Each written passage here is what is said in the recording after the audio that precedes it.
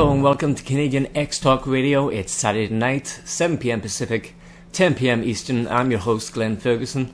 Joining me a little bit later on in the show will be my wife, Janessa, and John McCoy from Florida. Now, some of you may have been asking yourself, Glen, where have you been for the last 60 days? Where I have been, actually, is in a alcohol and drug treatment center in downtown Vancouver called Together We Can.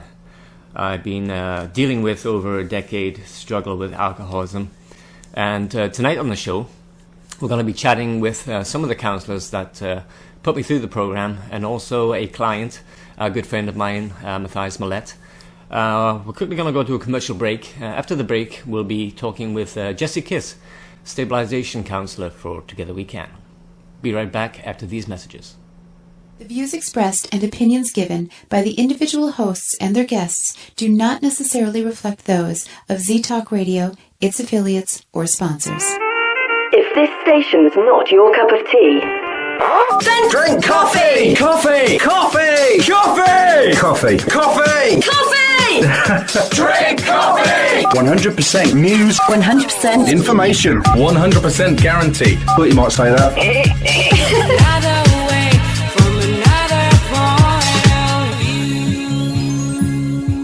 You're listening to Z-Talk Radio Network.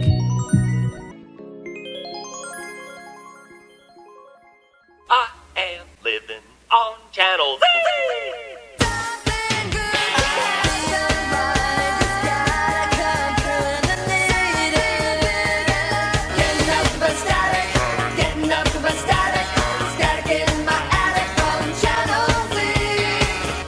You're listening to Z-Talk Radio Network. Okay, hello and welcome back to Canadian X Talk Radio. I'm your host, Glen Ferguson. Joining me right now is Jesse Kiss, counsellor for Together We Can Vancouver. How you doing tonight, Jesse? Good. Thanks, Glenn. So how long have you been involved with recovery? I've been working in the recovery field for almost 7 years. How did you get involved in the beginning? Well, I'm also recovering myself. So I went to treatment a few times, and kind of always wanted to get into, teaching, and kind of fell into recovery. So I started teaching groups probably about 6 years ago. I started facilitating groups, but overall I've been in the industry for about 7 years, and totally love it. Excellent. So you teach stabilization to the new clients as they arrive at Together We Can. Yeah. What is stabilization? Stabilization is just the title. Stabilization is just for the first 2 weeks at the center, everybody kind of hangs out with me in my group room, aka garage, and it's pretty much guys are just finishing up their detoxing off drugs or alcohol. They're tying loose ends with family or their finances with banks or the ministry, and pretty much the first 2 weeks we like to cover just some 12-step stuff, like say steps 1, 2, and 3, and just some basic relapse prevention tools. So it's basically like an introduction to the program itself. Yeah. So the whole idea is to get the client comfortable with being in the treatment setting, because especially for the guy that has never been through treatment before, it can be overwhelming, and you can have a sense of getting lost in the shuffle. Yeah. So we try to make the client feel comfortable, giving him some good information, but yet also not keeping it light, but actually having a good time. Just actually kind of showing him that you don't have to be drunk or on drugs to actually have a good laugh. TWC has a rather large turnover. Like when I came here back at the end of March, everyone by the end of my 60 days was gone except for myself and one other guy. Is it a continuum thing where people enter rehab? Well, we do continuous intakes. Yeah. So, which is there's pluses and minuses to doing that. Yeah.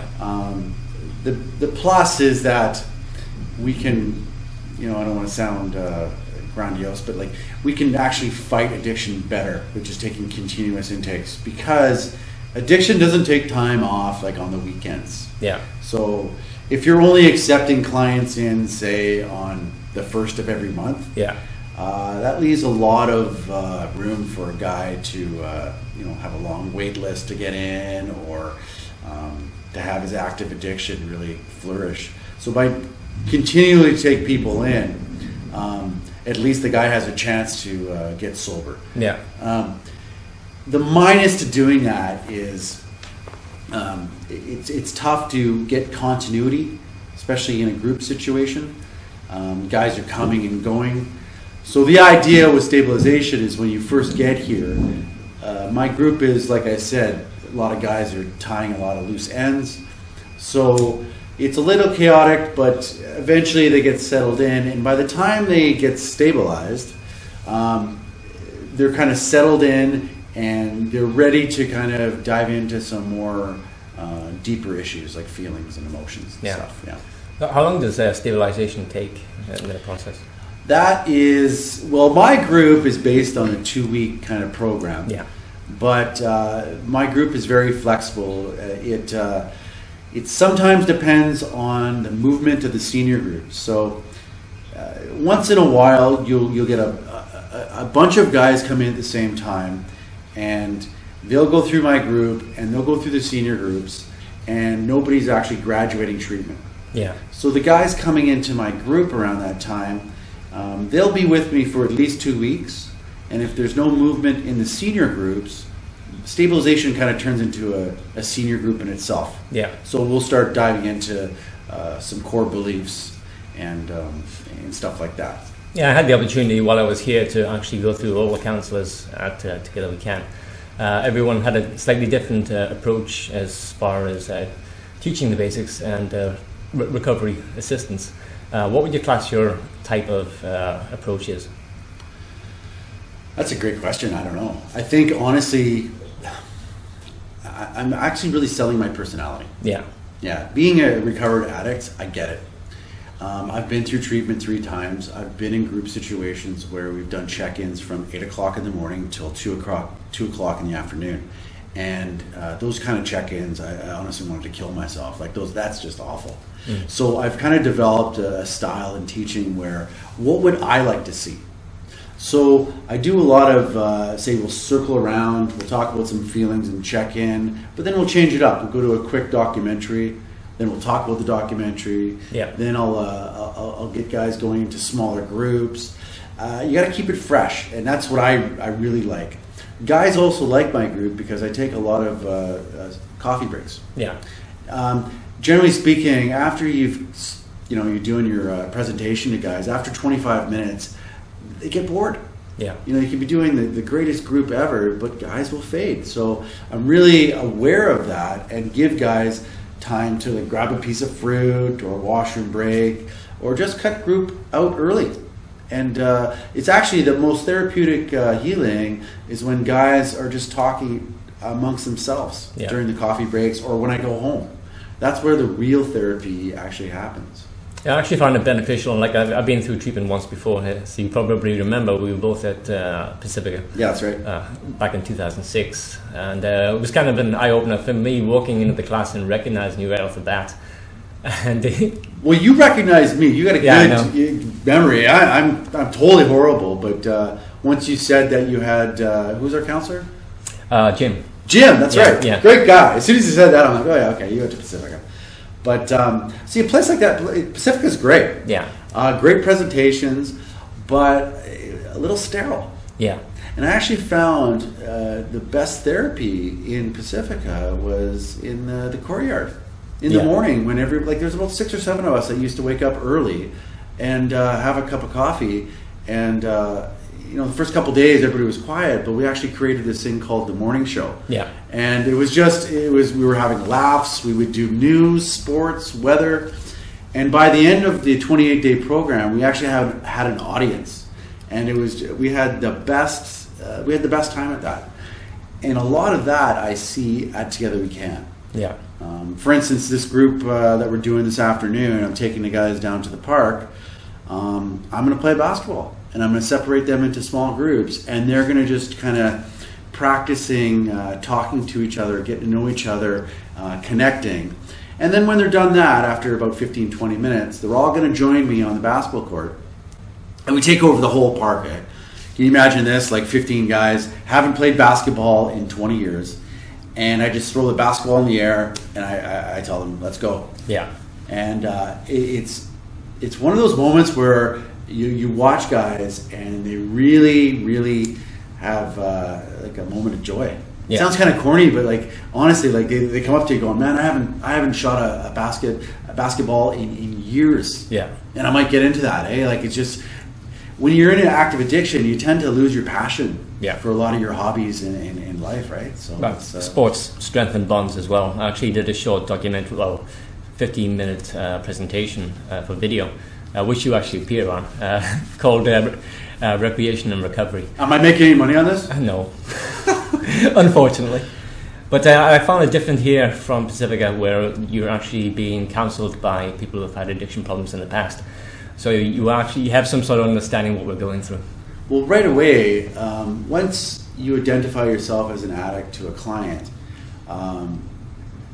the guards let down. Yeah. I remember when I first went to treatment, it was at a 12-step based recovery center, and all the staff were addicts.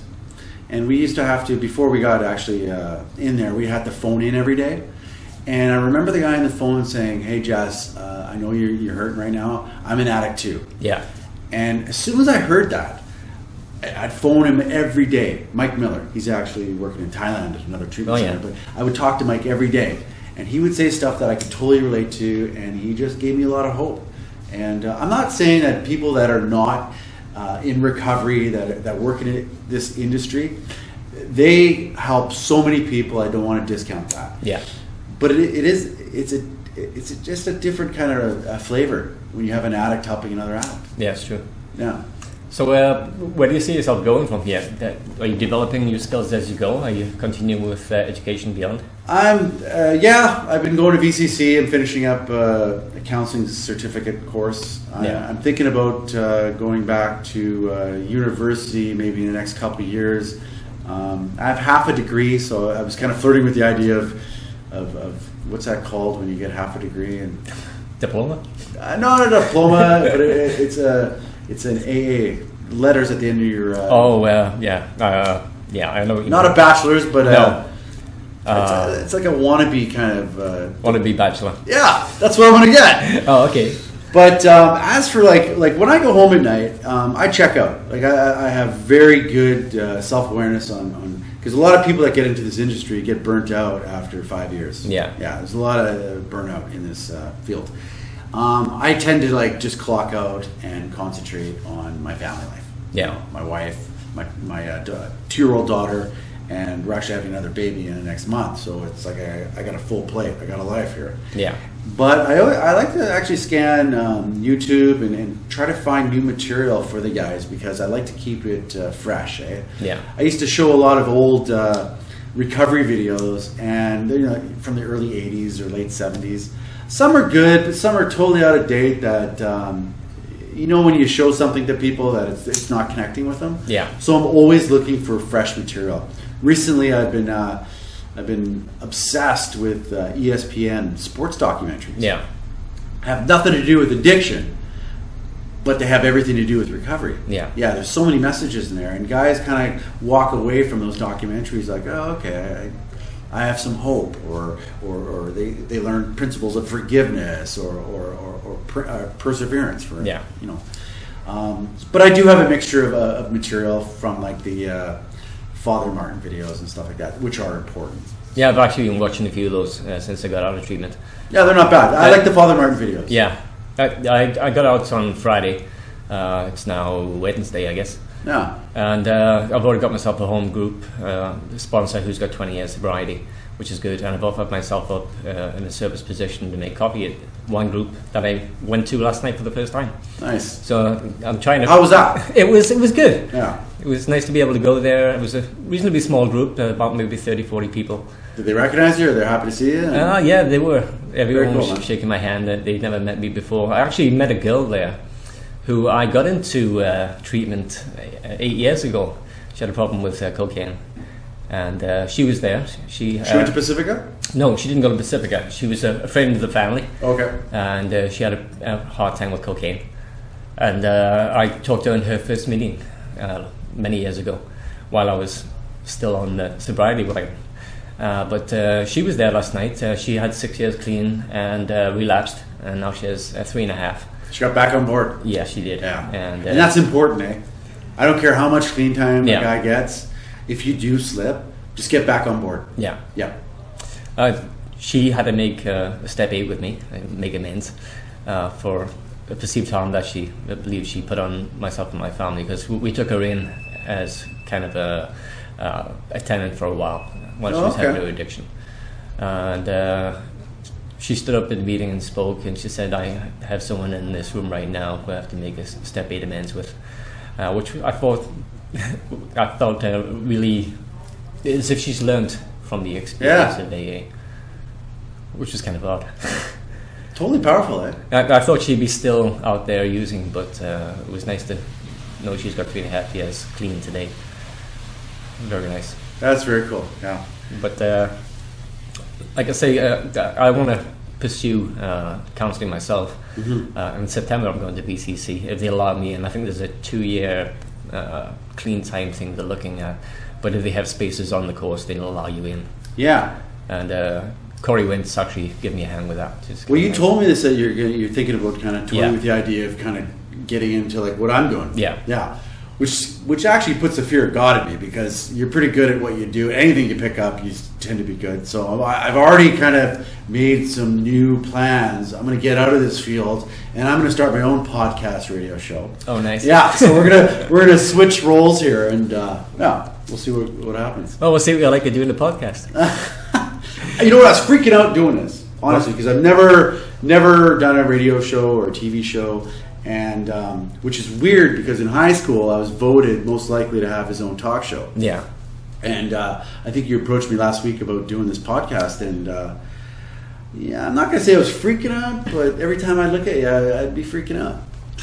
Well, it's kind of odd, because I actually did write the foreword for my book that's coming out at the end of the year, and that's Long Road to Recovery. Yes. And that kind of freaked you out a little bit too. Yes, it did. And I wrote it in the first draft, and you looked at it, and I'm back writing the second draft as we speak, and I'm panicking again just thinking about it. So it's basically like this conversation. We're talking about recovery, as your thoughts on how much recovery plays a part in people's rebuilding of lives.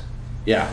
So that's away from the Star Wars thing a little bit. Right. For people that don't know, I wrote his foreword, and I did a couple Star Wars jokes in there, and totally went over his head. He didn't understand them. So my clean date is May the 4th, and the joke is May the 4th be with you, and still he doesn't get the joke. I wasn't getting it at the time, but now that you mention it, it's pretty good though. It's pretty good. Anyways. So I'll be chatting with most of the counsellors here. Yes. You just happen to be the first seen to stabilise. This went good. Yeah, this is the way it's going to be. Yeah. But thank you very much for my sobriety. All of you guys that have put me through counselling here. I took this a little bit differently from the first time I went through counselling. I wasn't fully into it, but I was faking it until I made it type attitude. This time I felt calm and serene within the first week of being in this program. I had that kind of air. According to people that even don't know me, they see me sitting there listening to someone speak at a meeting, and they're like, wow, you look so calm and relaxed. Yeah. So maybe I'm ready for it this time. You know what, man? It honestly boils down to, like, I appreciate the accolades, but like, you did the work. Yeah. You know, if I were to sit here and take credit for, man, I saved you, I would actually have to take credit for all the failures in recovery as well. And somebody said that to me once before, and that really resonated with me. Yeah. And that actually really helps me to keep myself in check, because really it was totally up to you, and it's totally up to each client. You know what I mean? Like, yeah. If you're ready or not, you did well last time. Yeah. You had almost 8 years. Yeah. Yeah. So you just needed a little tune-up. That's it. I definitely needed a tune-up. But it was nice to do that, though. To come back and actually sit through 60 days this time instead of 30. I actually learned a lot more. And actually some of the stuff I was learning as I was going, I was passing on to the new guys who were arriving at Together We Can, and I found that really beneficial. And I'm sure they do too, because even guys have told me when I was on my leave date when we did the closure, they come up and say, how much that I played a part in their recovery. So we kind of pass on the message, as they say in Step 12. Absolutely. Hey, listen, so when are you going back to school?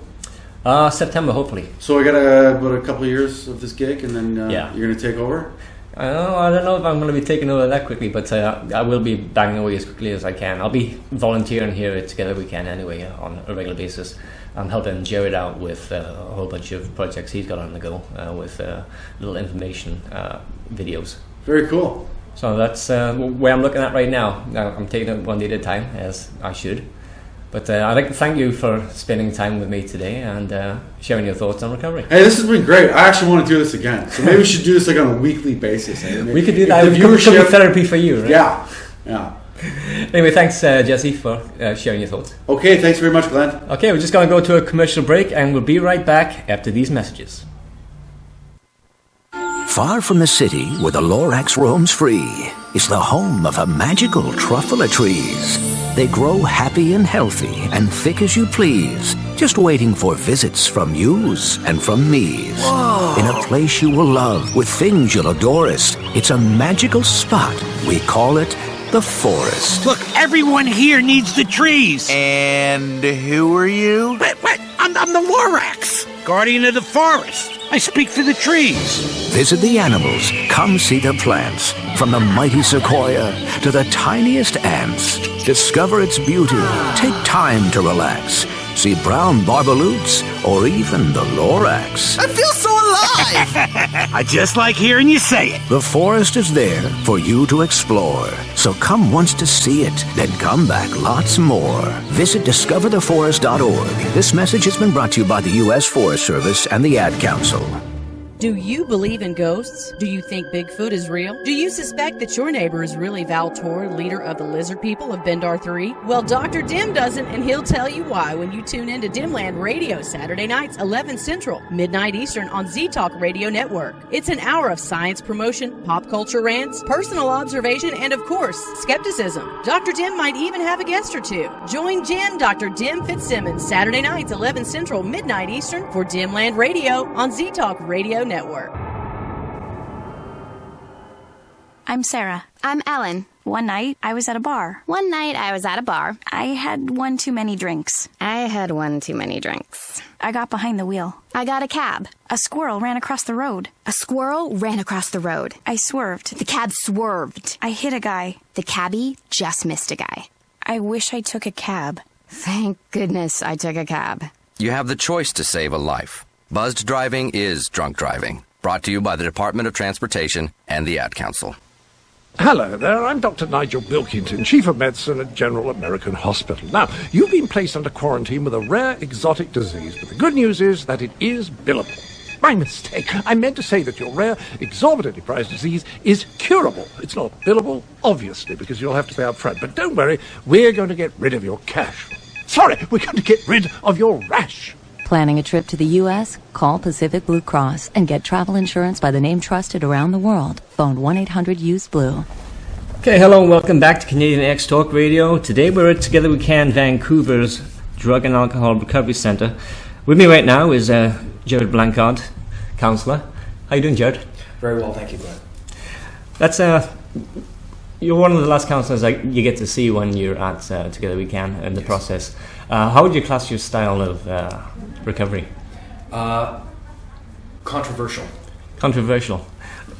I actually found that when I was in your class, even before I got here, and there was kind of the word in the smoke pit that, oh, you're going to Jared's class, good luck with that. And I'm like, well, it sounds like some sort of ogre. And we got in here, and there's this 5'4" guy or whatever. Well, what's your height actually? 5'6.5". Oh, 5'6.5". Sorry to cut you an inch. Cut you an inch there, sorry. But I was impressed with your class. I found it quite cognitive in its approach. It was not basically your average 12-step program. It was more dealing with the issues within the person themselves. Yeah, thank you. I didn't have a lot when I went to treatment myself. Yeah. I had a duffel bag full of dirty clothes. And when I speak of dirty, I mean in the truest sense of the word. And the only other thing I had was a book by Thich Nhat Hanh. Yeah. And it was, the title eludes me, but it was about the fundamentals of Zen Buddhism. Yeah. And when you speak of cognitive, I look at it spiritually. Yeah. And if you wanted to substitute the word cognitive, we could use the word mindfulness. Yeah. Perhaps associated with Buddhism, but again, Buddhism is rapidly becoming a very, very prominent technique of therapy. I actually found during my time with you in this course that you make reference to people like Carl Jung as a classic example of how to live life. And it was not much about the addiction itself. It was more getting your life back, finding out what the problem is internally, and dealing with that problem rather than sloughing it off or putting it to one side. Carl Jung is referenced in the big book, Alcoholics Anonymous. And as a result of my curiosity, I wanted to see how impactful Carl Jung was on Bill Wilson's thinking. Yeah. And there's a book that can be purchased at any Serenity shop, which is also, they usually double as recovery-oriented shops as well. Yeah. And it's a book called Beyond Good and Evil. And it's a Jungian analyst's look at Carl Jung's impact on Alcoholics Anonymous. In that book, there's a letter from Bill Wilson to Carl Jung 6 months before Carl Jung actually died, thanking him for his contributions to Alcoholics Anonymous as we know it. Yeah.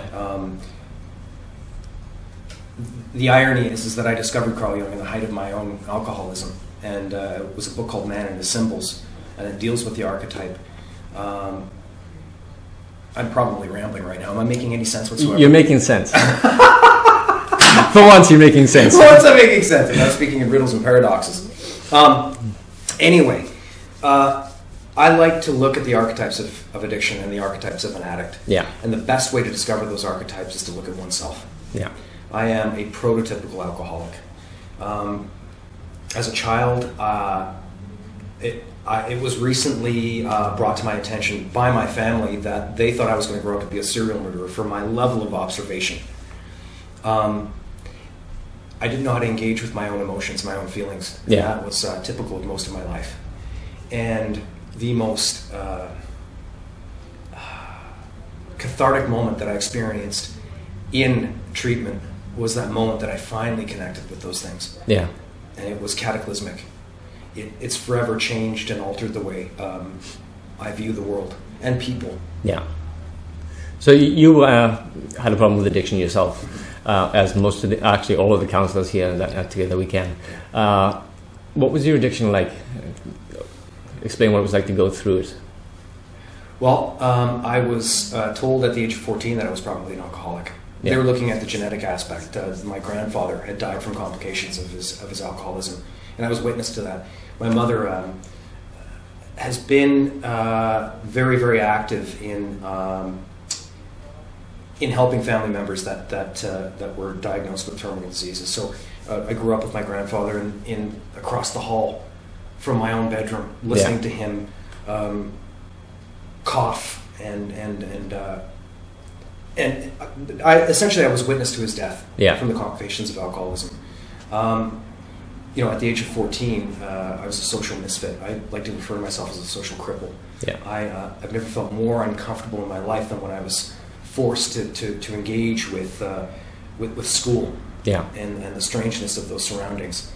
And my father, who was the victim of abuse as a child, and as a consequence made the decision to disconnect himself from my brother and I to prevent ever hurting us, I noticed a curious transformation that would occur with him when he would have a drink. Now, he wasn't an alcoholic, but I noticed that this had the effect of a magic potion in terms of his personality. He became far more emotional and loving when he would have a drink. And immediately I associated alcohol with that kind of impact on myself. So what made you switch into from your addiction and getting clean into becoming a counsellor at Together Again? I lost everything, and I do believe that I wasn't healthy enough to determine that I wasn't happy on my path. And the only way that I saw that I could affect that kind of cataclysmic change was giving in completely to my addiction. Yeah. And if the consequence wasn't death, then it was going to be the complete annihilation of everything that made me unhappy. And that was the consequence. I lost everything. I came from a tool shed. Yeah. A converted tool shed, mind you, but...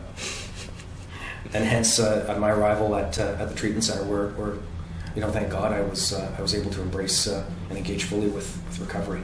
How long have you been clean now? 6 years. 6 years? I know you recently got married to, I believe, is it Fiona? Yes. Yeah, how's that working out? I know it's kind of tough to have this context where you're in a room full of alcoholics and addicts all the time, helping with their recovery, and then disassociating with this when you have to go home, or making it seem as if you're not carrying that baggage from the group back into the home life. Well, transparency is the key to any counselor's success in recovery. Yeah. It's not only mindfulness as to their own condition, but being completely and utterly transparent about some of the challenges that they're confronted with in recovery. I was constantly seeking for the next love of my life, and I wasn't going about it in the most healthy way possible. I'm not speaking about being immoral by any stretch of the imagination, but in looking for it, you never find it. Yeah. And at the time, I was managing a second stage house, and it's hard to explain these sort of light bulb moments when they occur, but it happened. I realized that I was simply reinforcing my belief that I would never find love, and so I actually made a statement to the effect with the clients that I was managing at the time that I'd given up officially. Yeah. That I was powerless over finding my true love, and that I was going to allow the universe and or God to present that opportunity when it was meant to happen. Yeah. And the strange thing is that the day after I made that statement, my beautiful wife and the mother to my newborn son seemed to materialize out of nowhere. Yeah. And our conversation was via Facebook. A friend of hers sent a link to a film that I had been in as a teenager. Connected to that link was a testimonial that I had given for Together We Can. And our opening dialogue was around her own mother's problem with alcohol. Yeah. I attempted to maintain a professional kind of tone. Yeah. But there was obviously something there. Connection. Yeah, and she had the courage to kind of take it a bit further.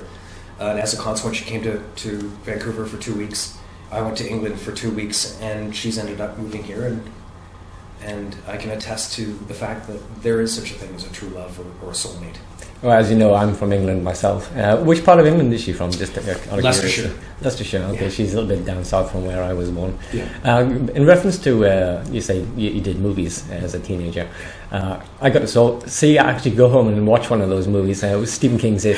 I believe you played Ray Bauer in that movie. Yeah, Henry Bowers. Yeah. Henry Bauer. That's it. Yeah. How did you switch from acting to counselling? Now, that's a great question. I think almost 13 or 15 years ago, I really had reached the end of anything that I hoped to gain from acting. Yeah. Though I continued to make substantial sums of money, I was fundamentally unhappy. I was not fulfilled by it anymore. I think I knew that the moment that I stepped on the set for Stephen King's It, as a matter of fact. Yeah. You're just surrounded by so much waste.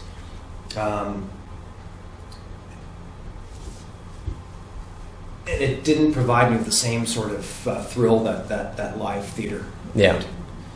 And again, because I was afraid to make that change, I set about sabotaging it. Well, with live theatre, you pretty much have a captive audience with responses to whatever you're performing, as opposed to being in front of a camera where you're not getting that kind of feedback. So there's obviously a difference between the live and the movie aspect. We've had the opportunity, during my time here at TWC, to shoot a couple of promotional videos for Together We Can. We're going to continue doing that. But it's nice to have that perspective where you kind of challenge me as well to bang out some interesting stuff. Yeah, and you've done a fine job with that as well. As I said, the video that you shot and we've since posted is very meditative and very, very, very, very wonderful.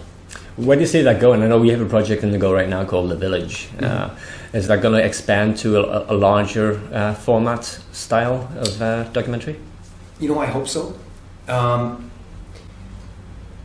way I look at The Village is the way I would look at it, and this is going to sound crazy, a typical television network. Yeah. So yes, we have programs. Yeah. But also I want to include commercials and all of that kind of thing. Yeah. The drive is obviously toward, a longer form of documentary, a real inside look at treatment. Yeah. The challenges associated with that, of course, are the fact that anonymity and recovery go hand in hand.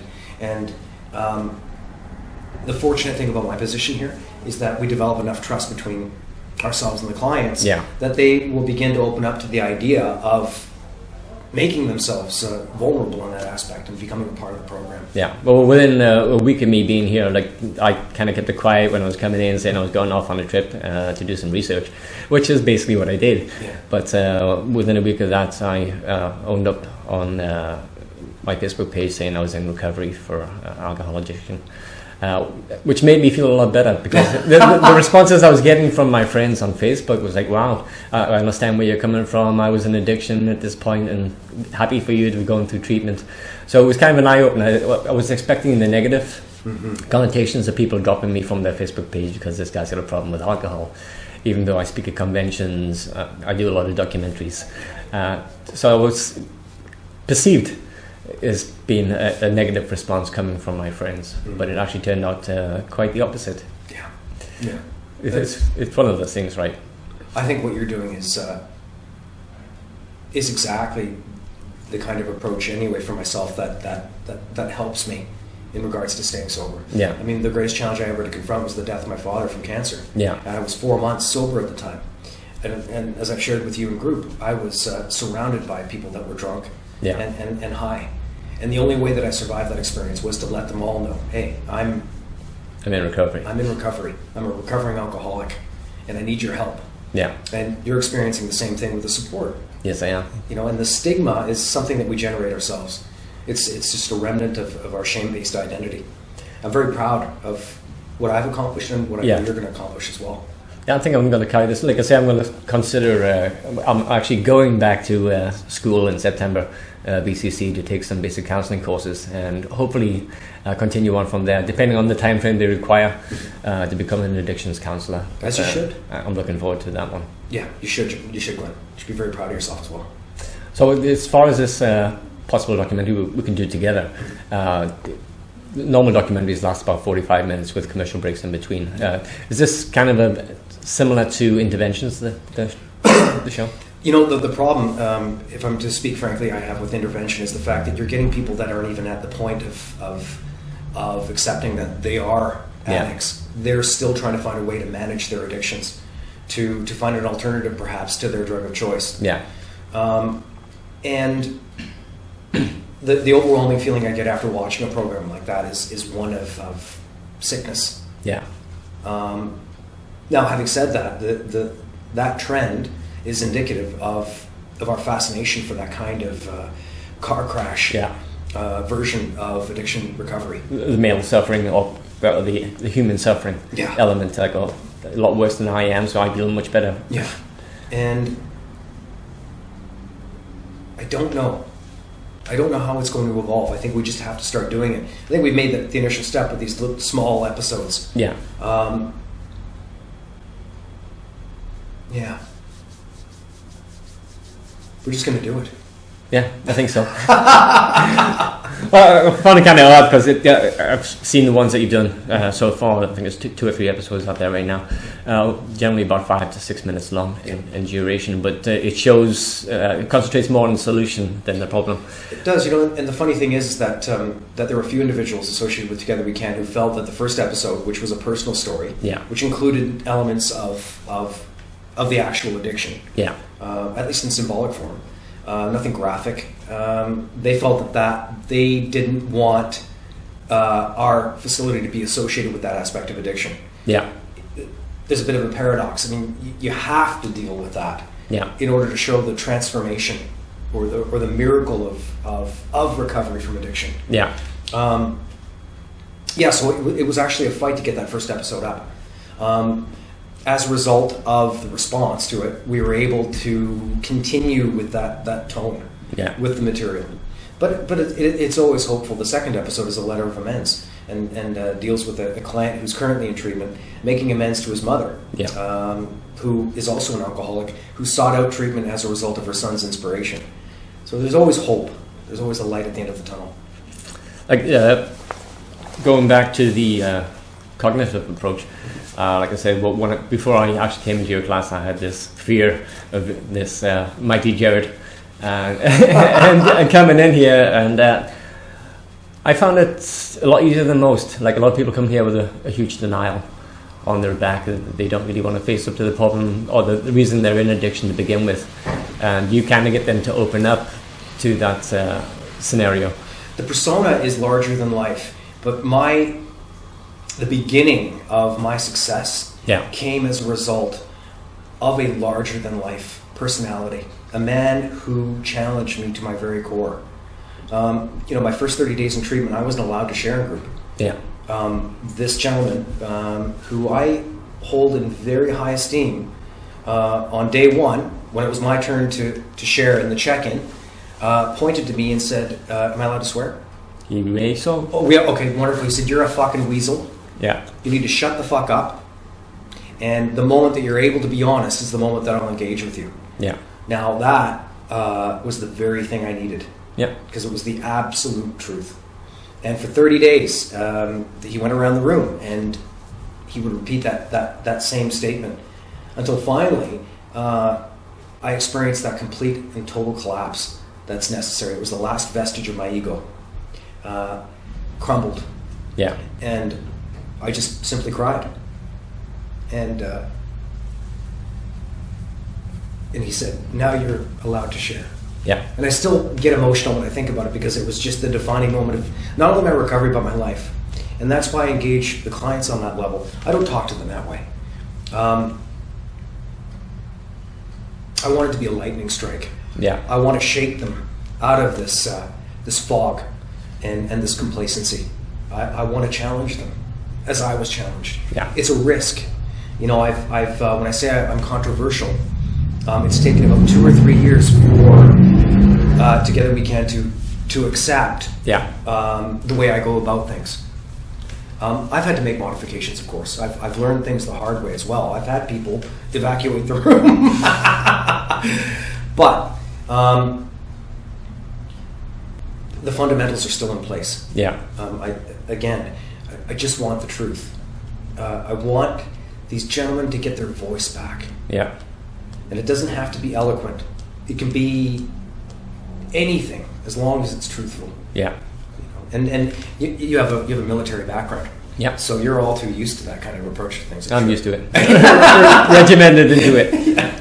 But I found a couple of people, even when we went through the first time, a month ago, that they couldn't handle it straight away. That's right. I even forgot about that. Yeah. We've had a couple of gentlemen that decided to transition to other groups. Yeah. And God bless them, right? As I said, it's not for everyone. Yeah. It's all about feeling. Yeah. I want to feel completely, and I want to express it. Yeah. It's the one thing that we're most fearful of as human beings. And that's where my gratitude stems from, is finally accessing that place. And it took the impact. Yeah. It's almost like an enlightenment experience. again, I'm not saying I'm enlightened, but again, going back to Buddhism, it's that crack to the foundation. Yeah. It's the beginning of the process, right? To let those things flow out. Yeah, I found when I was in your class, you're not one of those counsellors that way you can actually shut off temporarily and tune out, because you'd spot if we were kind of fading in the group or wandering off in our own minds, and you'd be honest, like white on rice, as they would say. Well, I think about these guys. Yeah. I think about them all the time. And if I'm concerned about somebody, I feel it intuitively. Yeah. I don't necessarily know exactly how to approach that problem. Yeah. But I'll make an attempt. And oftentimes I say, I don't mind being wrong. They expect me to be a psychic. I'm not a psychic, but I'm going to take a shot. And I said, I don't mind being wrong as long as we get to a place where we're right. And we can begin to work on that. And today was an example of that. Yeah. It felt the gentleman had a resentment towards organized religion that was keeping him separated from the spirituality that we're attempting to achieve. And we just began the process of exploration. I'll use any means necessary. I'll come in and be a clown, or I'll come in and be a drill sergeant. Yeah. It's whatever works. You sacrifice yourself in the interest of getting them to the place that they need to be. Perfect. Thank you, Jared, for spending time with me today. Oh, thank you. And I will see you soon, because Awesome. we're obviously going to work on this little project together in our own time. Well, I hope we can go on to be friends, Glen, and collaborators. I think I hope be so. Very fruitful. I hope so. It's beneficial for both of us, right? Thanks, Glen. Thanks a lot. Okay, we're just going to head to a commercial break, and we'll be right back after these messages. Stay tuned. Get him some Z's. Getting some Z's. Getting some Z's. Wake up. Listen to Z-Talk Radio on ztalkradio.com. The competition has taken notice. Oh my God. Good luck keeping up with us. You're listening to Z-Talk Radio Network. As proud members of our tribe, we hold many things sacred, and nothing is more important than our kids. But when we smoke around them, we put them at risk. Secondhand smoke causes low birth weight babies, sudden infant death syndrome, chronic ear infections, coronary heart disease, pneumonia, bronchitis, emphysema, asthma, and other respiratory diseases.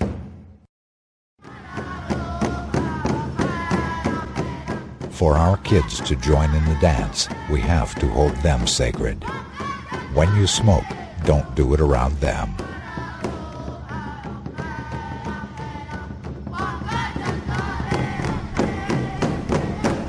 Okay, welcome back to Canadian X Talk Radio. With me right now is a client of Together We Can Radio. How you doing, Mathias? I'm doing really good, yeah. So, what has it been like for you in treatment at Together We Can? Treatment at Together We Can. It was my first time in treatment. Institutions, jails, and is death is the next one. Yeah. And I wasn't ready to take that step, right? It's been really good. The first week was probably the hardest. Yeah. I didn't do any detox. I did most of it here, and it was really warming to come over and find 42 guys hugging you. It was uncomfortable at first, but like I say to a lot of people, right? I'm that guy now. Yeah. Grabbing the new guys, giving them the hug, welcoming them to our new home. It was really good. Yeah, I was discussing that earlier with Jared about how much we pass on information as we go along the program. Yeah. To the new client. It's an important key. If we all have a story, we all have something to tell. Yeah. And I feel like everyone's story has a little bit extra to grab onto. And if we're not passing along, we're not doing our job. Yeah. Yeah, if you don't mind me asking, what was your drug of choice? Heroin. Heroin. How did you get involved with that? Heroin. Well, I was selling drugs for a long time. Yeah. Since 14 years old. And I was introduced to it at 25. Well, I was introduced to it younger, but the first time I got the high of it was 25 years old. And I wasn't doing anything else. No more blow, no more weed, no more eating. Yeah. No more love other than for that drug. Okay. So you're First Nations? Yes. How much do you think addiction plays a part within the First Nations community? Huge. I was saying this back home. We have we have the Native Friendship Center here down on East Hastings and Commercial. Yeah. And there's guys down there selling their art for the love of it. You know, back home it's more for their addiction. You know. Yeah. You see guys down there, if they don't have a case, they're down there carving, right? Yeah. It plays a huge role, you know, in the younger kids too. You know, 11 years old. I see people. My reservation back home is actually infested with drugs right now, and it's actually family members passing it along to the kids, rather than passing along our tradition and our culture. Yeah. You know, and the beauty of it, right? They're completely, I guess, sabotaging it. Your mother's in addiction as well. She's currently going through counselling? Yeah, she's 25 years of active addiction for her. I grew up with it all my life. You know, if she couldn't she couldn't finish a sentence, couldn't open up without a bottle. And now she's actually taking her 30 days on June 5th. You know? Oh, nice. Yeah. So, tell me a little bit about Mathias. What was it like growing up? Growing up, I came from a broken home. My mom did whatever she could to keep us together, minus the boozing and and the abusive relationships. You know, I always saw her getting beat up and kicked around. Yeah. I was left at 6 years old to take care of my sisters. You know, she left us for about 4.5 years, and I went through everything: physical abuse, sexually molested. And just broken down spiritually, you know. Yeah. There was, or like when I did get home, it was one thing that stuck with me. Don't smile too much because you look like your dad. You know. Yeah. Dad left at 3 years old, and then I was led to be the man of the house type thing. Yeah. Right. You know, dishes, cleaning, taking my sisters to school. It was hard. It definitely wore me down. And then, come 16 years old, I got in a fight with one of my mom's boyfriends, and I was kicked out. I wasn't allowed back home, and then it was right to the streets. Yeah. You know? Yeah, from ecstasy, selling that to cocaine and crack downtown Victoria, and that was my huge role. You know, everyone thought that I was a drywaller, and I had all these stories of what I was doing, and but countless ends of money or whatever I could provide the money, and I thought that would buy back my love for my family. Do you have any fears once you leave treatment that there may be a possibility of relapse, or are you thinking with a mindset now that I can handle this, I can do it with the help of other support, like the groups themselves? Like I had to worry about it myself, leaving this cocoon of recovery, as they say, and then being pushed back into the real world. Huge fear. Like the biggest fear would be letting myself down, but letting my children know. You know? I got 2 kids at home, and right now what's weighing me down is it's just a safe home, right? Yeah. This is the first time I felt safe in in a long time. You know, I can actually wake up. You know, I don't have to look over my shoulder. Don't have to worry about who's gonna get what or how much money I have to bring to the table or nothing, right? And the fear of relapse has set in my mind probably for the last 2 weeks. Yeah. You know, a lot of stuff, dealing with outside issues that I can't deal with. Yeah. You know, trying to play the God role, trying to control everything. And I'm not a puppeteer, you know, I can't string along everything, and so building my support group is a major key part for me. It's very key. Like, as you know, I left here on Friday, back to the real world, as it were. Yeah. I didn't have any second stage opportunity. Well, I had an opportunity, but my wife wanted me back anyway, and I wasn't quite sure how I'd handle being back on my own and taking responsibility for my own sobriety. But by staying connected with the people I met here, either on Facebook or telephoning guys, it's helped me. But I find that going back to a meeting when I need a meeting is essential to the process of staying sober. Huge process. I think it was probably 3 weeks ago, and the first time in almost 2 months here that I actually skipped a meeting. Yeah. You know, and it was and little things like that, from my chores to my journal. You know, if I wasn't keeping up with those, my daily exercises, right, eating well, you know, those things, everything will fall out of line after that, right? Yeah. So finding a support group outside of Together We Can is something that I personally didn't feel I could do. Whereas I recently signed up for some volunteer work here, so I'm going to stay connected with here. My initial plan was do my time, get back home, get back to work, to the island, and now it's drastically changed where I signed up for second stage. You know, I don't want to leave there for a year. You know, it's a big move for me, and then the next step's getting my family over here. Hopefully, that all falls into place. Well, we got the chance to actually cohabit together for a while, and here at House One, so we actually got a bond connect during my time here, and it was awesome for me. Seeing you move away to 1.5 was kind of tough for me because I thought it's going to be okay in 1.5, and now you're moving on to second stage. How long do you have left here in first stage treatment? First stage treatment, I believe. Well, I brought this up with Stacy the other day, right? I wanted to know when my closure was. I wanted to start planning for it, and he bluntly said, you know, you're not ready to leave treatment. Yeah. And I accepted that, right? Usually I would just be like, you know, fuck this, you know. Yeah. I got this, right? Like today, especially, right? Father's Day coming up, right? My first Father's Day, as you know.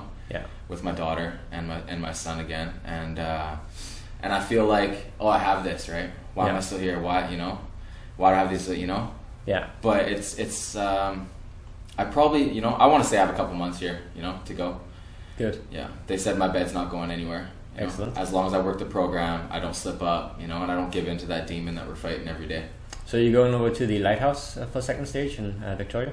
No. My initial plan was the Lighthouse. That's why Stacey was really surprised when he signed me up for Lighthouse. I changed that to Serenity. Vancouver. Good. Yeah. I have no plans of going back to Victoria. Okay. You're into the hip hop scene as well. Yes. Bit of a rapper. I've actually got to listen to some of your tracks. Are you going to pursue that once you get back out of here? Yeah. Well, I took my first step. I did my first recovery show just 2 weeks ago. Writing has been a part of my life since I was 13 years old. And it's kind of like I guess it's a positive isolation mode. Yeah. Where I can release, I can go to a new world, tell stories. You know, stories is my key point on there, and I definitely want to pursue it. But it's from starting over now, right? Yeah. In Victoria, I had it. You know, I had that name, I had the shows, I had whatever I wanted type thing in that world. But it was never good, you know. It led to partying, it led to drugs, it led to fucking different women or whichever, right? And it brought me down. It initially brought me here, right? Yeah. So. Okay, thanks Mathias for coming on the show. Awesome to see you again. You got to see me around anyway because I'm going to be volunteering here for a little while. But thanks for coming on the show. Yeah, no problem. Thanks a lot, Glenn. Thanks, Mathias. Yeah, for sure. You're listening to Z Talk Radio, the #1 choice for music, sports, news, and talk radio. So keep that dial locked to ztalkradio.com. Good day, Mr. Chambers, and welcome to American General Hospital. Looks like you sustained a nasty injury here. You'll need an inversion table test. You're turning me upside down? Whoa! Some pocket change there. Aha! There it is! A wallet brimming with cash and credit cards. This means you can receive emergency care immediately. Yay! U.S. hospitals are more expensive than ever. Protect yourself with travel insurance from Pacific Blue Cross, where members get 10% off. Call 1-800-USE-BLUE.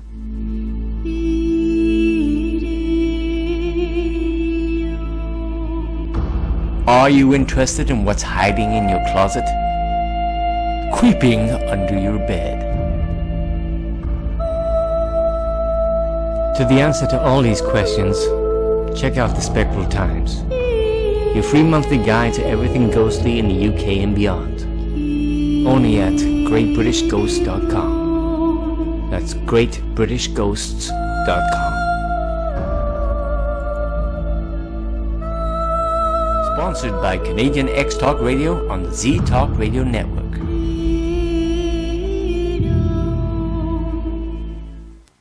Guten Tag, my name is Ulrich Schmitzsteiner, head engineer at Goodtime Handelsgesellschaft mit beschränkter Haftung, makers of the new ride at Playland they have named the Atmosphere. It is 22 stories tall, it spans 30 meters, it will swing you at 70 kilometers per Stunde. But we Austrians are not all cold numbers and facts. Listen to your friend Ulrich. One ride and you will be schmutzing your lederhosen. Playland, now open with a brand new ride. Save on play passes at 7-Eleven, Safeway, and PNE.ca.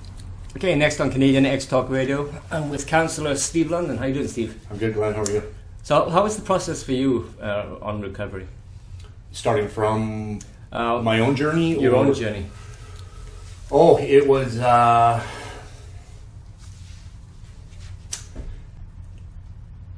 it's one of those ones where my personal journey is a lot like some other guys you've heard come in that the first time I didn't get it. I don't think I hit. Well, I hadn't hit a bottom I needed to the first time I came into recovery. I was actually I was a firefighter in the Lower Mainland. Yeah. And I was sent here through work, and I knew I had a problem, but I didn't recognize the severity of my problem, and again, I didn't hit that emotional bottom. Yeah. That really urged any change to happen. I still had a lot of things on the outside that, I had my relationships, I had some material things, I had my job, which was great, and. So there really wasn't that urge to change kind of thing. There wasn't enough consequence in my life. Yeah. Drastic change between the first time and the second time. I lost all that because I relapsed, and unfortunately my emotional bottom also coincided with a material bottom in that I lost everything. And, it's just that it's that piece that you can't describe to a guy an emotional bottom.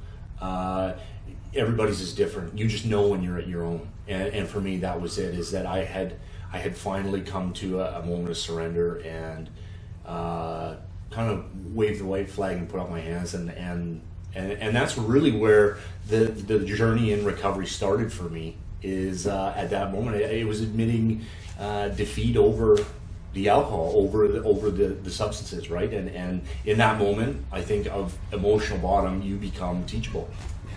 How did you transition from your bottom up to now, where you're actually counselling at the recovery center? It's taken a long time. So for me, baby steps, really, really slow.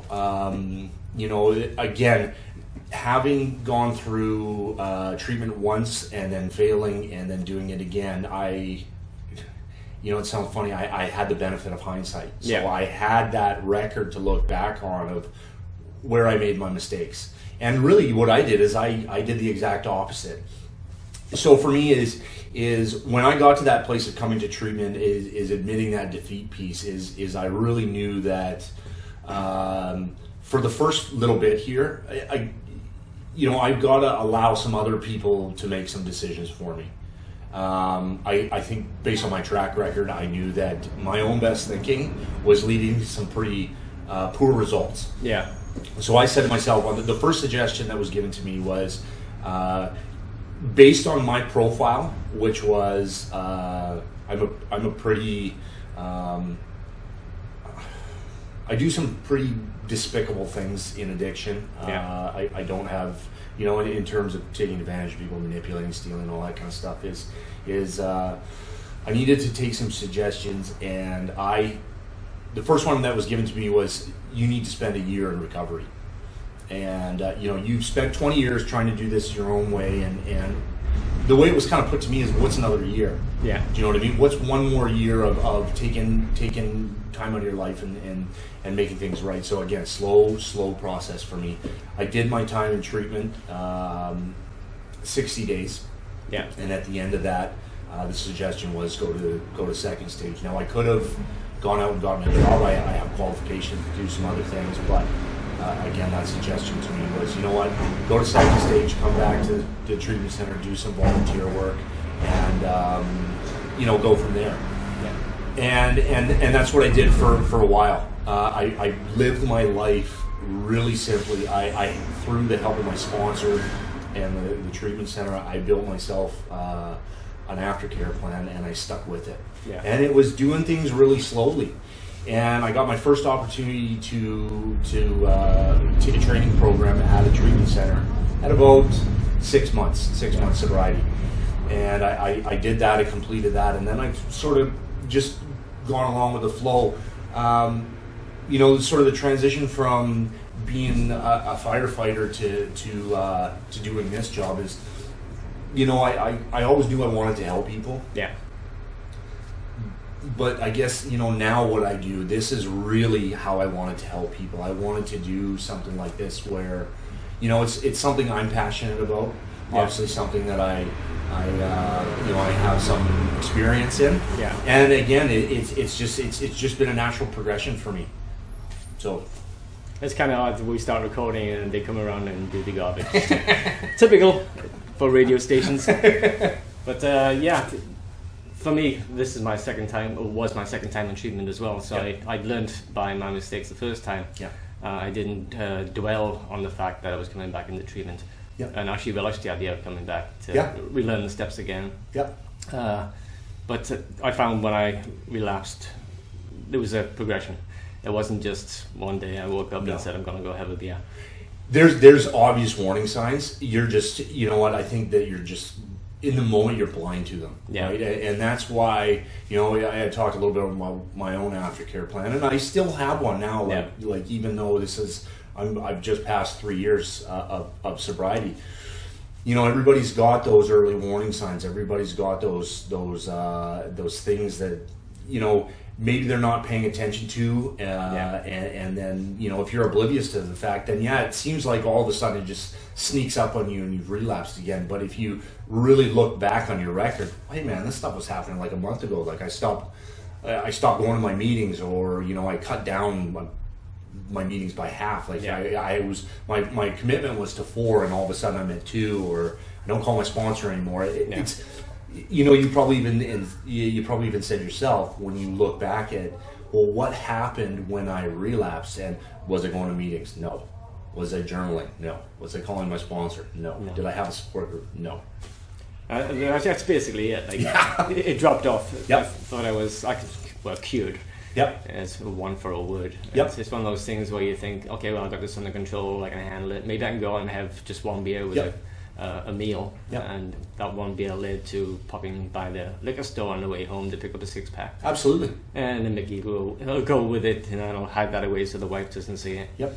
And even when I was drinking heavily prior to coming in here, I found that I was starting to hide stuff. Like if I had like a dozen beer that day, I'd make sure that 8 of those beer went into the garage bin that I have for cans and stuff. That way my wife wouldn't suspect that you just drank a dozen beer today. And again, from moment to moment, I don't see that progression happening. No. If I could take an overhead view of that whole record, I could easily see that. I go out and I have that first drink, and of course then nothing happened. Everything went well, and maybe I'm not an alcoholic. Yeah. And then the next time it's 2 or 3. Yeah. And same thing. Oh, well, I was okay and that didn't happen. And again, then my mind starts to play tricks on me again. And then even still, I progress down the line, and like you said, I'm buying 12 beers a day and I'm having to lie to my wife. Yeah. And I still don't see that as a problem. No. Do you know what I mean? So. Well, that's the insanity right there, right? Absolutely. We kind of manipulate our thinking patterns to justify why we're doing it. Yep. But that was my problem. But I was glad when I actually realized, this is getting out of control. It's time for me to do something about it. Fortunately, I was forced into this through an insurance company. I work a safety-sensitive job, which is fair enough. I didn't fight it this time. The first time in treatment, I was bitter and twisted and didn't want to be there to begin with, but I did everything that they wanted me to do. Filled in all the right answers to the right questions, and managed to get by for some fair time without relapsing back into it.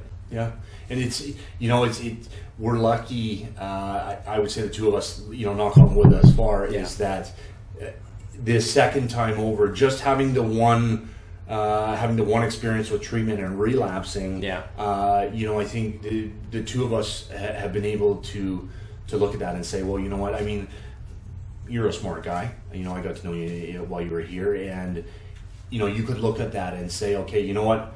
I put my best effort forward and it didn't work. So now, you know what? I really got to. This is really out of my control piece, right? I've got to start looking at some other ways to do this. But it's amazing, you've got guys that come in here that are 10 times, 15 times, 16 times, and really you're not learning any new concept. It's just your ability to follow the suggestions. Yeah. You know what I mean? And it's always that, there's that, the piece in the big book, rarely have we seen a person fail who has thoroughly followed their path. Yeah. That's where my problem always was my, or at least was my first time around, was my ability to follow the path. Yeah. And that it wasn't follow their path, it was to, well, I'll do that until it doesn't work for me, and then I'm going to follow my own path again. Yeah. You know what I mean? So and that's where the relapse occurs, because absolutely. So I think you're more in control now. You're in control, but then again, you still need that guidance from your higher power in order to get through it. Yeah. And is that so hard to admit to yourself? No. That, you know what, I'm never going to have control over this piece. Yeah. And to be quite honest, when you really fully accept that piece of, it's okay to reach out and ask for help. It's okay to not be perfect at everything. It's okay to not have to shoulder the burden of everything. Those aren't that's not a character defect. Yeah. Asking for help is not a character defect. It's just a sign of humility, right? And saying that, you know what, I'm not perfect at everything, and I do need help with some things sometimes. And again, knock on wood, is that has stayed with me my entire 3 years of sobriety this time, is that every day I need help to sort of get through this piece, right? And that's fine with me. That's really fine with me. How would you class your style of counseling?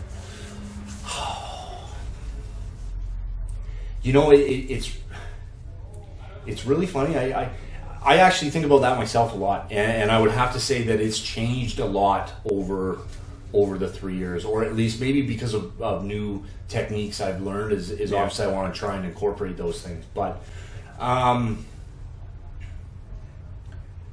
would say I love like a Carl Rogers kind of person-centered approach, where I think there's a lot to be said with just sitting down with a guy, especially a guy that's new. When he comes into treatment, he doesn't need to hear everything that he's done wrong, or he doesn't need to hear what he needs to do to change. Maybe he just needs somebody to listen to him for once, right? And that's a big piece for me in the early part, is just actually letting a guy know, especially an addict or an alcoholic who's probably been kicked around by life, is that I care. Yeah. And I understand what he's going through, especially being a recovering addict myself. Yeah. And I think that for guys with addiction, that's a big piece of the puzzle, is having counselors that understand what they're going through, right? Yeah. So there's that piece of being with a client. My philosophy is that, yes, I want to help direct a client to get better, but for me, it's simply not enough to hear a client's problems and tell him what to do. I don't think that does justice for him, and I don't think that's really what he needs. What I want to do is I want to be there as guidance to help him figure it out and empower himself. Yeah. Use the tools suggested of him, because here's the deal: if he comes to a place of solely relying on me to answer all his questions for him, what happens when he leaves? Right? Then he's left on that place of, well, I haven't put in any kind of strategies to figure things out on my own. And I know that this program says the opposite. You need to ask for help. You can't figure this out on your own. But if that client is being taught to or has started to practice those principles of reaching out and asking for help, I'm not there, but he can reach out when he's left the treatment center kind of thing. So the empowering clients is a piece of it. I'm a huge guy on aftercare plans. I think that the more you plan for when you get out of treatment, the better. The more that you can, the more tools that you can use in your arsenal against the addiction piece, the better. So again, I like to prepare guys for it, but in terms of confrontational style with guys, it takes a lot for me for a guy's behavior for me to get there, right? That I want to confront him on his stuff. Again, my piece is more about using the group, especially a group situation, allowing that to sort of grow organically, and then those guys use each other. Yeah. And they empower themselves to figure things out. I found out as I was going through treatment, as the time went by, I found myself helping out the newcomer more. Yep. just giving them advice, an ear to listen to, whatever they needed.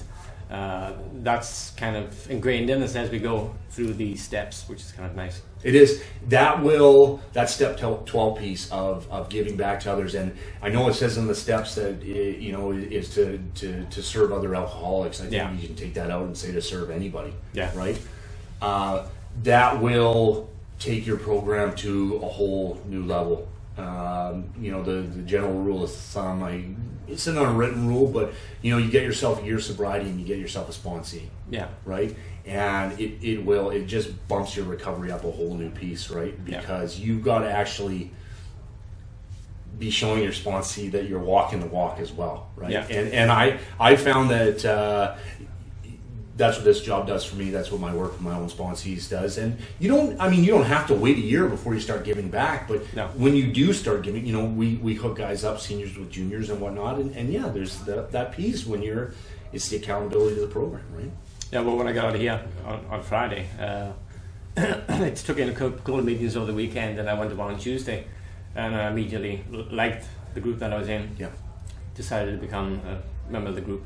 At the same time, I met a guy there who's now my sponsor, who's got over 20 years of sobriety. Yeah. And I volunteered, because it was a business meeting, to be the coffee guy for the entire month of June. So that's kind of a proactive way of looking at recovery. Yeah. Without that, you start to slip back into old habits. Absolutely. So you take what you've done, and in a metaphorical sense, you're not just sort of dipping your toe in the recovery pool there. You kind of just run off the diving board there, and you've jumped in. You're going to benefit so much from that by getting involved in the service work, getting yourself a sponsor there, hooking in with the people at that meeting. It just, you get into that recovery piece instead of, and that's what it is to be successful, I think, in recovery, instead of sort of sitting on the periphery and testing the waters, right?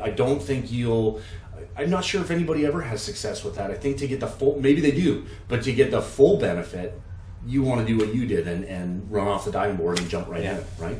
Well, I found it kind of odd, because when I got to the meeting, a girl got up and spoke, and I looked across at her, and I recognized her. I was the first person to get her into treatment 10 years ago. Oh, wow, okay. And she's actually part of the committee there. Okay. She stayed clean through me, and she turned around and looked at me in the audience, and she says, "There's someone here in this room that I need to make amends with," which I found kind of odd. And everyone's staring at me, of course. I'm the guy in the room, so everyone knew it was me she was talking about. But she wants to get together with me and my wife, because when she was in addiction, she was using cocaine. Okay. She didn't have anywhere to live. She stayed with us for about a month, I guess it was. And she lied a few times about her use, and just disappeared one day. We packed up all her gear and bags and took them over to her parents' place. But now she's had that time in recovery. She wants to make amends with me, so I find that nice to know that I got her into treatment in the beginning, and she's still clean. Yeah. It's funny when you talk about that, is imagine how much time that she spent over the 10 years thinking about that. Yeah. How much that may has occupied her mind and affected her mental health versus, did you even give any of that a second thought in the last 10 years? No. Isn't that funny how we work that way? It's probably eating her up. Absolutely. So even, an exercise like that, look at how maybe your own fears, your own resentments that you have with certain people. Yeah. And again, you'll see, well, I'm the one that suffers as a result of carrying all this stuff. Yeah. That person didn't even spend 5 seconds thinking about this in the last 10 years, right? And it's strange how that happens. But I love that that's such a cool thing with the program, the 10 years, and it's just, hey man, I got to do this. Great. So, thanks, Steve, for coming on the show. I appreciate it. Thanks, Glenn. Pleasure. All the best, buddy. You're welcome. Yeah. The views expressed and opinions given by the individual hosts and their guests do not necessarily reflect those of Z-Talk Radio, its affiliates, or sponsors. Science tells us that left-handed people are better at multitasking. Oh, I don't know about that. I'm right-handed and I'm performing multiple tasks. I'm reading from the script. I'm talking on the radio. I'm swiveling in this chair. I'm lying on the floor. And I'm wearing pants. Okay, fine. I'm not wearing pants, but that also counts as a task. Science World! We can explain. On the go and missing another one of your favorite Z-Talk shows? Now you don't have to. Simply go to the Google Play Store on your Android phone and download the Z-Talk Radio app. The best part is, it's absolutely free. That's Z-Talk Radio. Only found in your Google Play Store on your Android phone. Download it today. Okay, welcome back to Canadian X Talk Radio. With me right now is Kevin M, a counsellor at Together We Can. How are you doing today, Kevin? I'm good, thanks, Glen. So, how did you get involved with counselling and addiction? Well, I was an addict myself for a year. Struggled with addiction, and when I cleaned up, I wanted to change my career and had the opportunity to go in a new direction. And originally, I started working with youth, high-risk youth. And so I was opened up a foster home eventually. I started working in group homes and foster homes, and then ultimately opened up my own foster home with 2 to 3 high-risk youth, and found the work very challenging. And in the course of doing that, wanted to kind of augment that, make me a better foster parent. I thought, taking course in addictions counseling, because a lot of the youth I dealt with were struggling with addictions and crime related to addiction, and so I thought just having that skill of a counseling would be able to help the kids that I work with. And also I had an affection for Together We Can, because this was the place that gave me my life back. I came here, I cleaned up after 6 other attempts, and finally got clean and sober here at Together We Can, and so my relationship with Together We Can has always been there, and I considered being able to work as a counselor with guys in addiction and also help youth. So I took the course at Vancouver Community College in addictions counseling certification, and then started slowly working at Together We Can, first as a monitor, and then doing one-to-one counseling, facilitating one-to-one sessions for about a year, and then ultimately moved into group facilitating and sort of do a combination of both now. And it has really helped the kids that I've worked with too. So especially the boy in my care, who's been with me for about 4 years now. His life was sort of heading down to, that scary place that we don't want to see any of our children go to. A world full of addiction. He was born with, FAS, fetal alcohol, and very, very susceptible to a life of addiction himself. Mm-hmm. And we were able to sort of have a relationship, a rapport, and I think it was very rewarding to be a positive influence in his life and to see him make some good choices and not go down that road. And I was able to see him finish high school and take up, playing piano and sports, and now seeing him sort of turning into a man. He's and now part of our family. So it was, that was sort of my inspiration to originally work with kids, and also my connection to Together We Can. Actually, I've asked all the counsellors this. What would you class your style of therapy as? My therapy, I would say, is a combination of a couple of models. I like the cognitive behavioral therapy, CBT, which is becoming aware of your thoughts and behaviors and maladaptive thinking. And I also touch a little bit on satire with core beliefs, and I believe that changing the program, how we feel about ourselves, is really, really essential in recovery. And I also like to use a little sort of Gestalt therapy sometimes, as well as we'll do role playing, and we'll have guys confront some previous resentments, in an effort to try to free themselves of resentments. So the empty chair is sort of Gestalt, and I think my approach is a very gentle one. I like to focus a bit on the spirituality. I'm versed in the 12 steps in the AA, and I very much believe that our recovery is contingent on our spiritual condition. Yeah. And that spiritual condition being how we feel about ourselves. Yeah. And so I think there's I try to incorporate a few different things of, in a Rogerian model too, about empathy, and I can relate, having been in the same seat as all of the fellows in my group. I've been there. I've come back. I've had to start over, and I know the desperation. I know the pain. Yeah. Yeah. I found like with me being through treatment once before coming to TWC, I learned to spot the signs a lot quicker this time around during my relapse. But to come to a facility like this where you have the opportunity to hit 4 different styles of recovery was definitely a big bonus for me. Was it? Yeah. Yeah, I think each counselor brings a unique approach, and the fact that they're all in recovery too, I think that speaks volumes. I think you can be schooled and educated in something, but you've actually lived it, and I think what helps the clients here is they're drawing on the strength of 4 different counselors that have found what's worked for them. Yeah. And what was so profound in their changes, and they're eager to share that with the clients.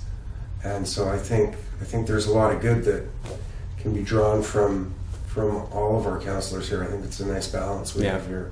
Yeah. I was kind of lost when I left here on Friday. I'm like, okay, now what do I do? Because I'm being kind of shunted back into real life, as opposed to going to a second stage house or 1.5. Mm-hmm. But I was kind of lost on Monday morning when I woke up, and I woke up at, believe it or not, 6:15 in the morning. I didn't have to be up because I'm off work for the next little while, but you get into that routine, especially after 60 days of doing it.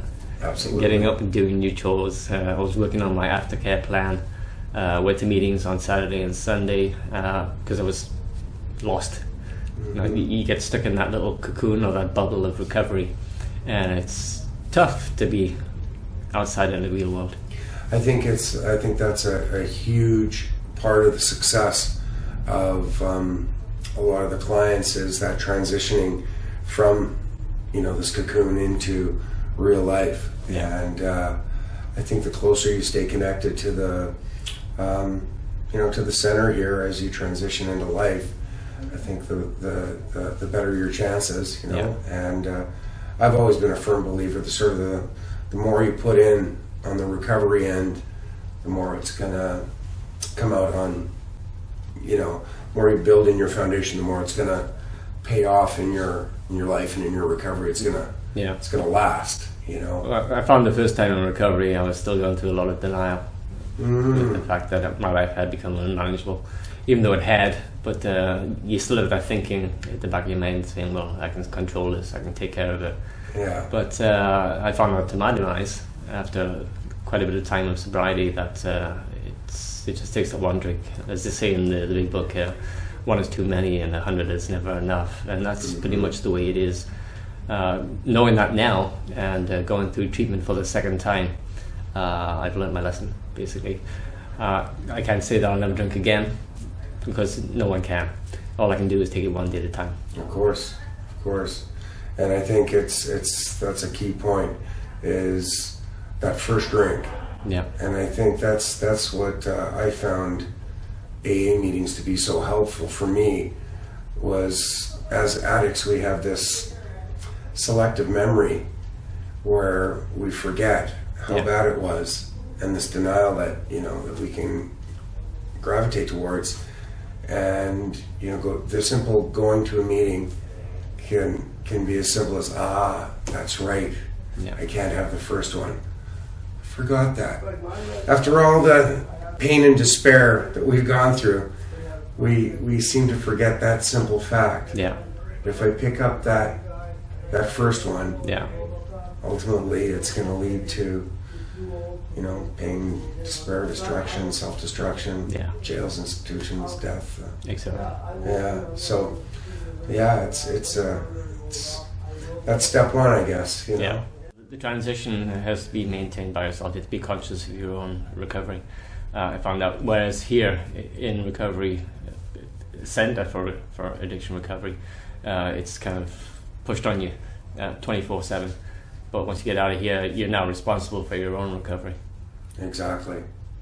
And I think, one of the things that's so baffling about recovery and the whole process of it is that many of us come in here kicking and screaming, but in the process of it become grateful and so happy that we did come here ultimately. But even after we've left and we resume with our life, ultimately what's going to keep you clean and sober is the desire to stay clean and sober. Yeah.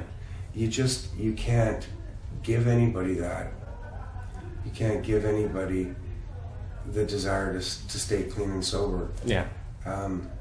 You can try to help them believe that their life will be a lot better than it was, but the desire to be clean and sober has to be stronger than the desire to use drugs or drink alcohol, and that's why the adage recovery is for those who want it, not for those who need it.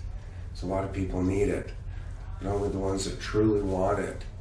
And trying to create a sense of passion about recovery for the guys is something I try to convey. Yeah. That to realize the gravity of their situation and the gift that is currently in their hands, the potential of the life that they now have back in their possession, and to not take it lightly, and and to get excited about it. Yeah. And and to think big. Well, I had a few guys here that I've gone through treatment with who have been through these centers like 10, 12 times. I'm not quite sure what their deal is, or were they missing something in the first 11 times that we're here. It's almost as like this is their thing. They want to stay in treatment for as long as they possibly can, and once they get back in the real world, they're not comfortable anymore. They've been through this so many times that this is basically their existence. Yeah, and I think that's a danger that can happen. It's like becoming institutionalized. Yeah. And I think what that speaks to is a sort of lack of structure. Yeah. You come from a totally structured environment to having no structure, and the inability to sort of create that structure within their own world when they're no longer accountable to a center or anybody except themselves. And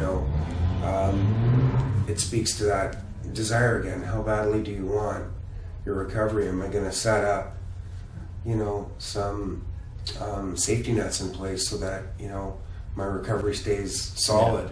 And and it has to be a priority. It has to be the top priority, I think. Yeah. And then life just sort of falls into place if you keep your recovery first. And the repeat client that keeps coming in, it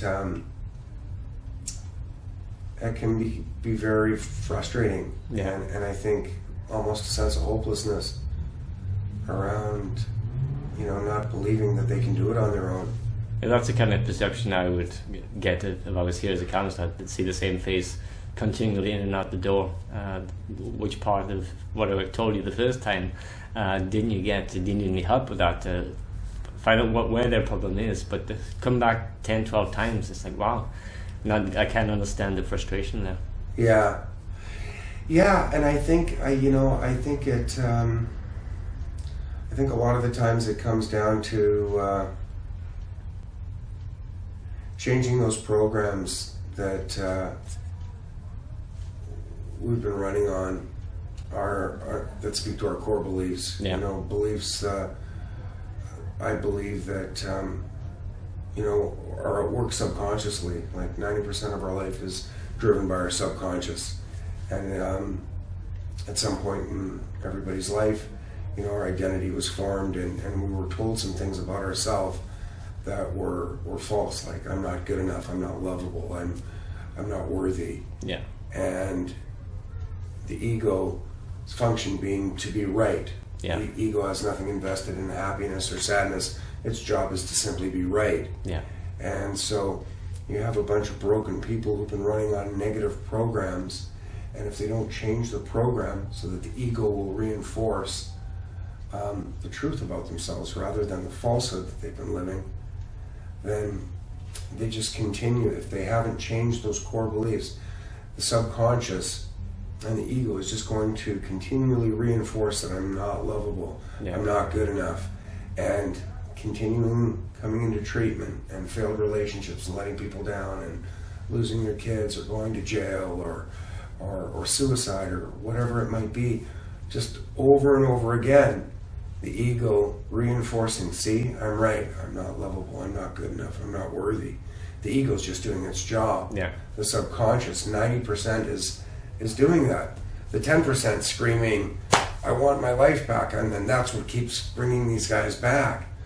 But if they don't change those core beliefs about how they truly feel about themselves, then when that moment comes, which happens in every addict, it's our curse. Yeah. We've eaten from the fruit of the forbidden tree, and the thought will come, I want to use. And if you haven't built up enough self-love,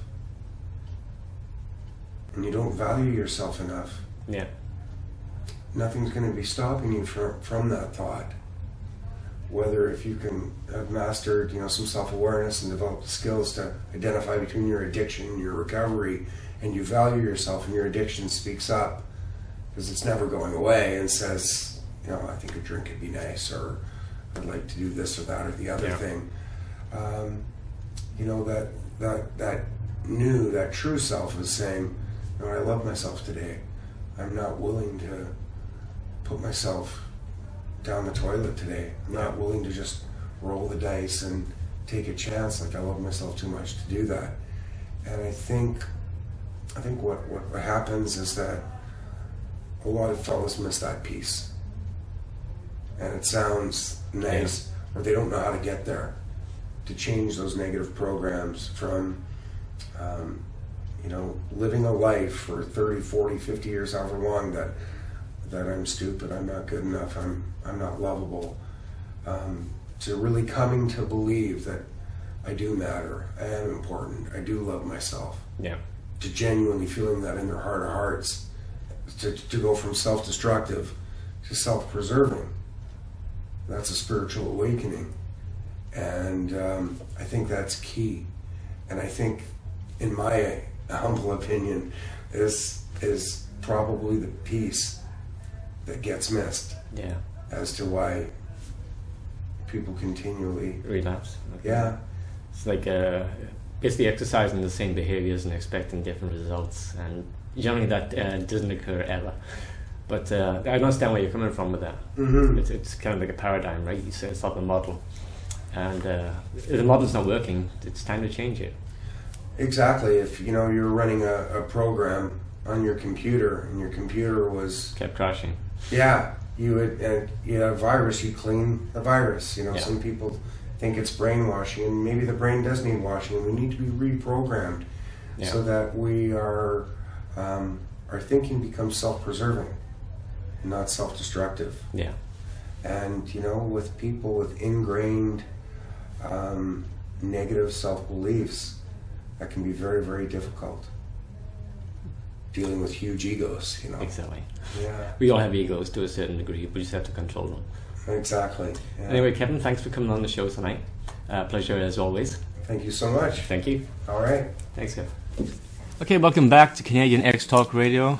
My wife and John McCoy are joining me for the next 15 to 20 minutes. How you guys doing? I'm doing fantastic. What's the weather like down in Florida? Hot. You lucky. Well, it's hot here. Oh, when I mean hot. Oh no, we're not. We're talking like 72. I wish it was 72 here. It's like getting up there close to 100 degrees. You're also adding 100% humidity because it is Florida. We're close to the equator, Bahamas, so it's hot. So, like I said, I just spent the last 60 days in treatment at Together We Can Drug and Alcohol Recovery Centre. How was it for you, John, filling in for me for the last 2 months on radio? It's been hard, but it's also been fun, learning all the ropes, learning as things went on. Unfortunately, I had a systematic, catastrophic computer failure for the past couple of weeks, but other than that, it's been great. And my main focus was doing as good as I can for the show while you were getting your medical treatment. Now, you're an ex-soldier as well, and you suffer from post-traumatic stress disorder, right? Yes, I do. Yeah, you had an issue with alcohol at some point as well? Actually, yes, I did. I was in the Army alcohol substance abuse program when I was in the military. I had a massive drinking problem that spiraled out of control to where I ended up breaking my hand on a steel door because I got angry at a friend of mine. And it was better that I punched the door than him, and didn't get kicked out of the Army. Yeah. But it just was every weekend, every other day almost that I was. The Army is a culture of drinking. It's part of the culture. It is. It very much is. You know, you go to the ranks, you go to the junior ranks clubs or the officer club, and that's what you do. The beer is inexpensive, and you drink, you party. Oh, that is part of the culture, yes, but there's a fine line from where it's being culturally acceptable and being abusive. And I fell to the wayside. And I was putting down a 12-pack a night almost every other night. So, and it was my way of dealing with the depression, with the failure that I was feeling inside of myself because I didn't get to finish my deployment in Iraq. And I felt like a complete waste of time. And that's what I did to get through it. And it led me down a bad road. And then I went to the ASAP program, which is the Army's equivalent to Alcoholics Anonymous. Yeah. And I got better. How did the treatment center work out for you?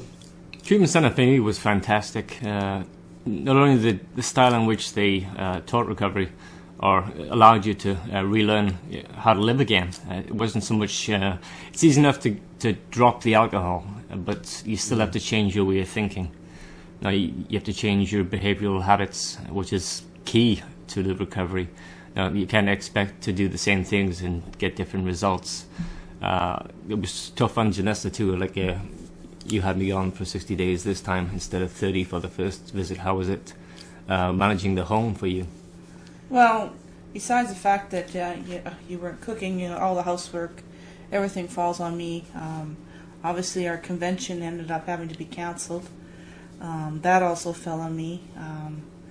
There were some very down days, especially at the beginning. As the time went on, I was able to cope better. Yeah. But the first week or two, it just seemed like everything was coming down on my shoulders, and on top of that, you're working full time. Yeah. And of course, I don't work easy hours. I don't work 9 to 5 or 8 to 4 or whatever. I work from 4 in the morning to 12 noon. So you're constantly tired as well. Yeah. And it was the first month, April. It was very, very hard, and doing and counseling the convention, I think, was the best thing for us. It took a lot of stress off. It was stressful counseling it, dealing with everything, but it was. Our daughter said to me, she goes, "You seem happier." And that was a couple of weeks ago. She said, "You just seem lighter and happier. You're coping better." And May was a much better month. It ran quite smoothly. I missed them like crazy because, of course, now I don't have anyone to talk to either. Yeah. No one to share the chores with. especially the cooking, because I don't really like to cook. And I do. Yeah. But it was just, I miss my best friend as well. We've hardly ever been apart in 23 years. A week here and a week there. I think that was the most we've ever been apart. Yeah, it was. So separation is never easy.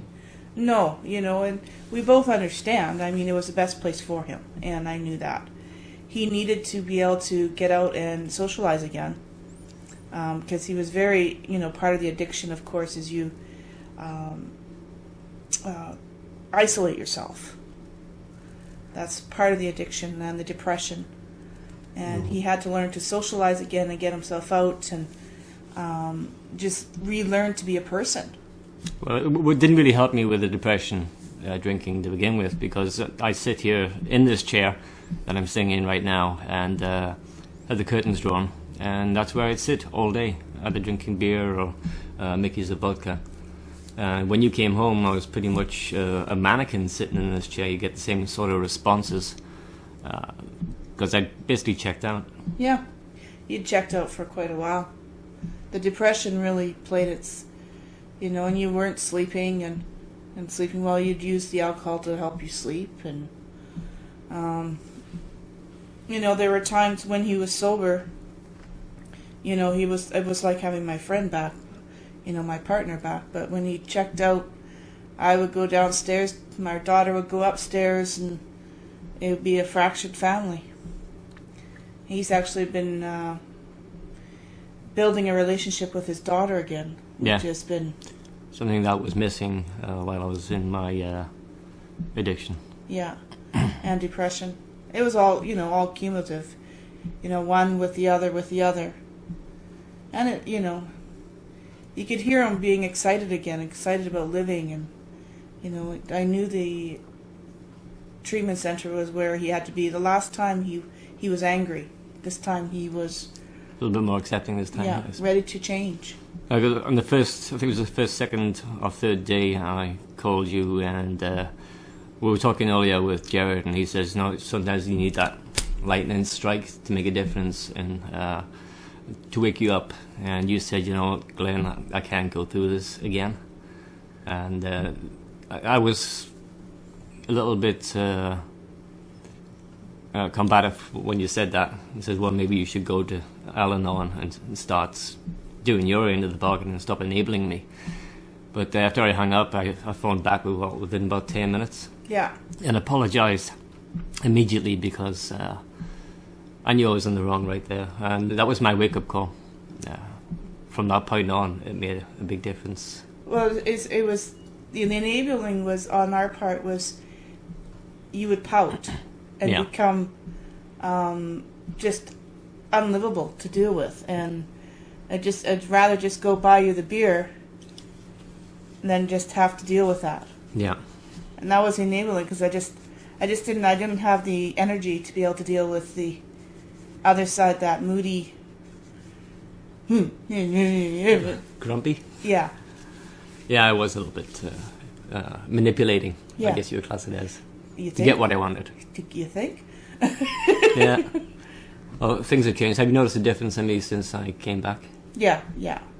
And besides, go ahead, John.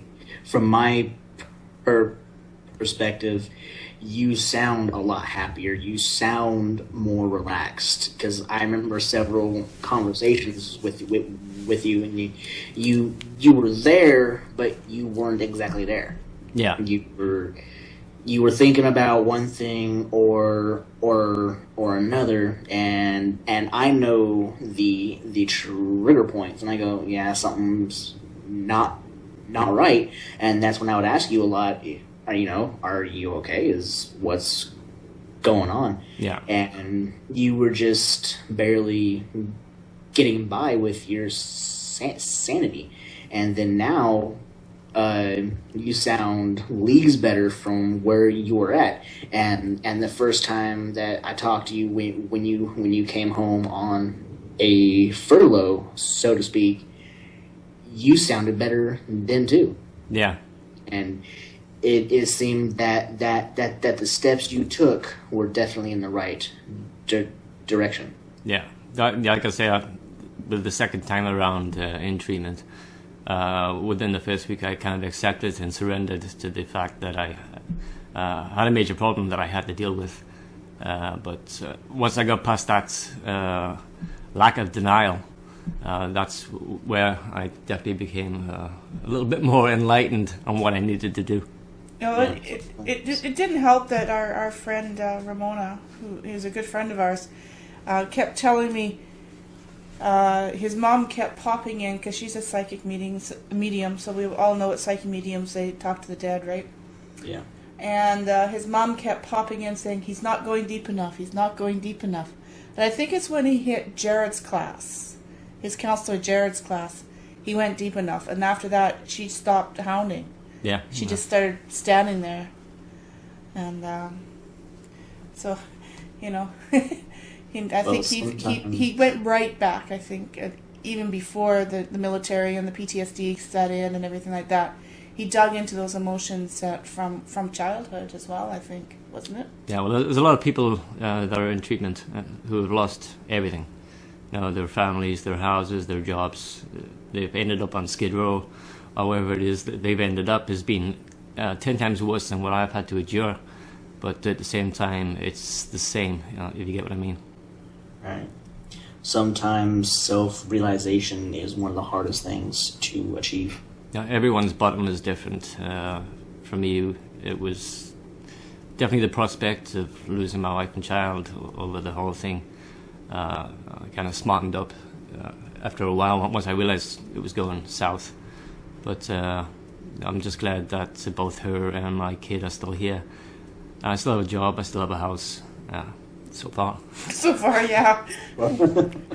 We have a few things we have to deal with the job, but... Yeah, but I've stopped future surfing. I've stopped catastrophe thinking. I'm not thinking the worst case scenario anymore. I'm just taking it one day at a time, as they say in the program. And I'm not going to worry about what's happening with work until I get back to work. It's not worth my while to dwell on the, like I say, the worst what case, ifs. the what ifs and the what case, and the worst case scenario. Yeah, and you know what? Whatever happens. We'll deal, and yeah. You know, at the end of the day, we're still a family, and we're actually going to get to our 23rd year of marriage in a couple of weeks, and we're planning on doing something special with limited funds. Yeah. Yeah. It will be.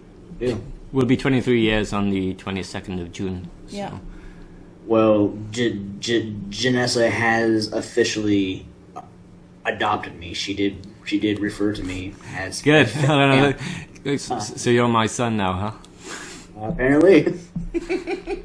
Yeah, what can you say? I can't offer you anything more than just the son, just because my age is really... it's really creeping up there. Yeah. There's a big milestone coming up in less than a month. It's pretty scary. Yeah, the only person I didn't manage to get on radio this time was Stacey Wilson. He's a tough guy to get a hold of and tie down for any length of period of time. He's always busy. Fantastic guy, very caring, very understanding. He's the intake coordinator at Together We Can. I kind of miss not having him on the show, but it was nice for every counsellor that I went through to actually spend time with me and educate people to a certain degree. He also got one of the guys he roomed with. He's a First Nations gentleman, and his story is it's just one to behold. And you know, there's a lot of stories like that. Some worse, some better. But he's got a long road ahead of him, but he's got the right attitude Yes, he does. to make it. Yeah, I wish Mathias all the best in his recovery, and he knows fine well if he needs to get a hold of me to chat anytime. I'm there. Yeah, well, the Together We Can crew, when he came out of the last recovery center, he couldn't get a hold of anybody. There was no support afterwards. And he didn't do the bonding. Like this one, he did the bonding.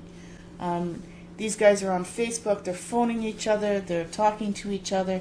You know, we're only a week out since he got out, but he's been back twice. Been on the phone, on Facebook with them. How many times? Daily. Daily basis. And they're supporting each other, supporting each other's recovery. And if one falls, they're each supporting them, bringing them up. There's been a couple guys that you're very close with, and they've had a little relapse and they're back in the treatment, and he's saying, Great. being each other's friend and understanding. Very good. Yeah.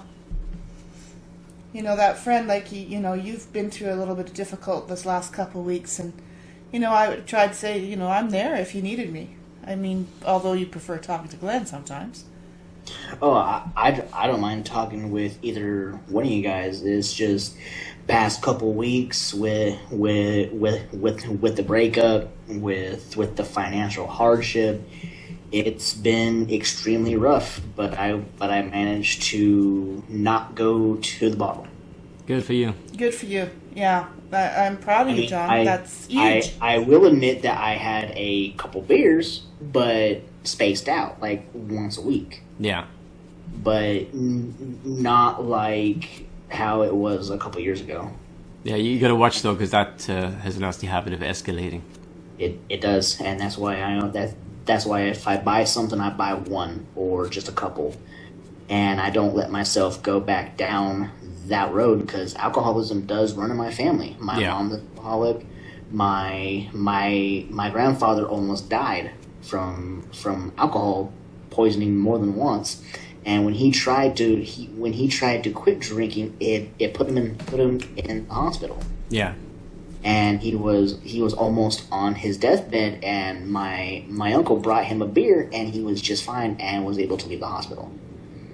So there's points to where your body will shut down if it doesn't get the alcohol, and that's the point of no return. Yeah. Well, one of the things that Glen has gone through is the fact that alcohol was what he ate.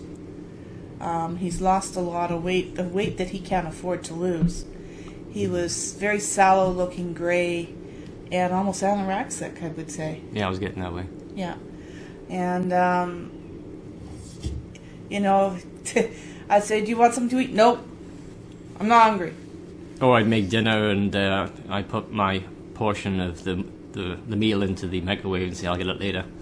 And she'd get it the next morning and it would still be in the microwave. It's like, what did you eat last night?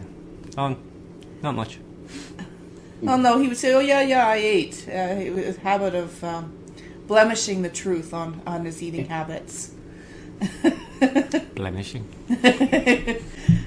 Stretching? Stretching the truth would be better. It's like, with me, that's kind of where I'm at right now, because I'm only eating once every couple of days. So you got to work on getting at least 3 meals a day.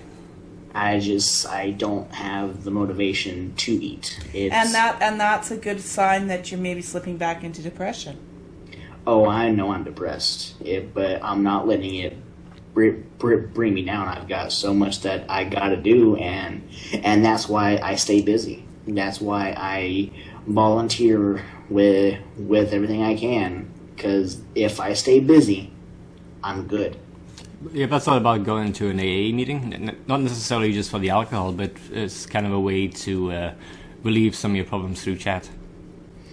I've thought about it, but I've got friends like you and Janessa that I can talk to, but I don't talk about my problems as much as I should, because I have it in the back of my mind. Oh, they don't want to hear about what's going on with me. They got their own stuff going on, and I'll just give them a hint.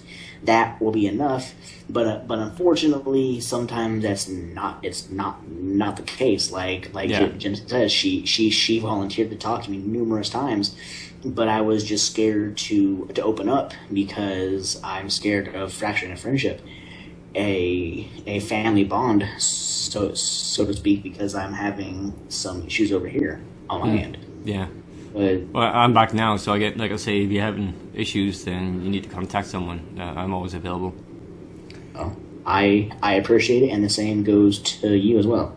Well, see, he's the difference between 2 months ago and now is he's willing to talk, he's willing to listen. Actually, our daughter said one thing, because you have to understand, our daughter is quite a quiet, introspective young lady, and she's a lady. But she doesn't miss a thing. She doesn't miss a trick. She sees everything. Even though I'm wondering how she does when she's up in that room all day. Paying attention. Yeah. Yeah. She, you know, you'll go out in a function and she'll see everything and you'll miss half of it. But what she said was, because now he's sober and he's more relaxed and he's accepting, he's able to focus on more things around him. With his OCD, he has this tendency to focus in on just one thing. And when he was in the bottle and in depression, that's all it was. There was nothing else. He couldn't side focus, you know, like multitask.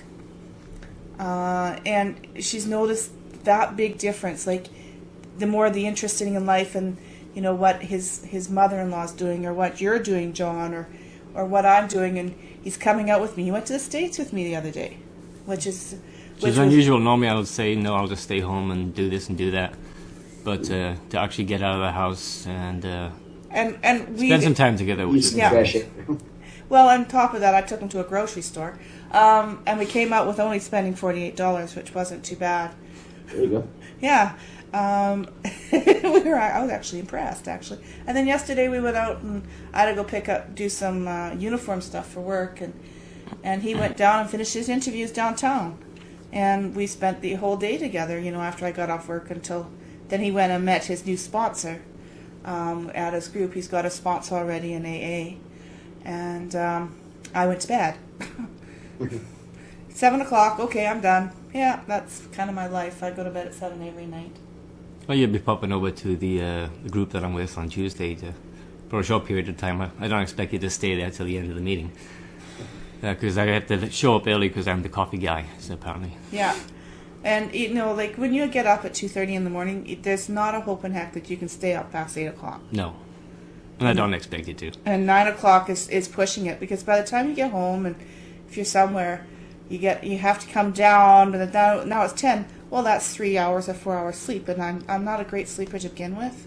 Well, the good thing is, you know, if I need to go to a meeting, I'm going to a meeting. Yeah. And you have no problem with that. No, and he knows that he's going to a meeting for an 8 o'clock meeting. His wife's in bed asleep. Yeah, which works out well.